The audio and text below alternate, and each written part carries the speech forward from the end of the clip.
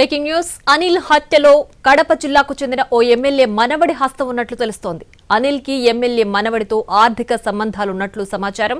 ఓ land settlement లో ₹1 కోటి demand చేసిన అనిల్ ఆ డబ్బులు ఇవ్వకపోవడంతో అతడి నుంచి బెంచ్ కారును లాక్కున్నాడు. నిన్న గాంధీ భవన్ సమావేశానికి హాజరైన అనిల్ ఆ తర్వాత రియల్ ఎస్టేట్ ఆఫీస్ కు వెళ్లి గొడవ పడినట్లు తెలుస్తోంది.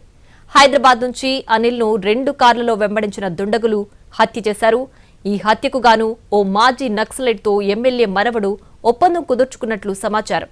ఆ గ్యాంగ్ కు తుపాకీ సైతం ఎమ్మెల్యే మనవడు అందజేసినట్లు తెలుస్తోంది.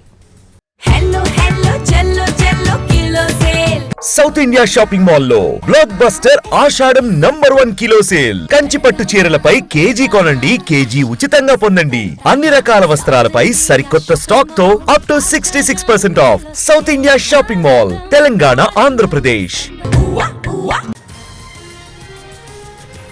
మెదక్ జిల్లా కాంగ్రెస్ ఎస్సీ సెల్ జిల్లా కార్యదర్శి అనిల్ హత్యలో కడప జిల్లాకు చెందిన ఓ ఎమ్మెల్యే మనవడి హస్తం ఉన్నట్లు తెలుస్తోంది.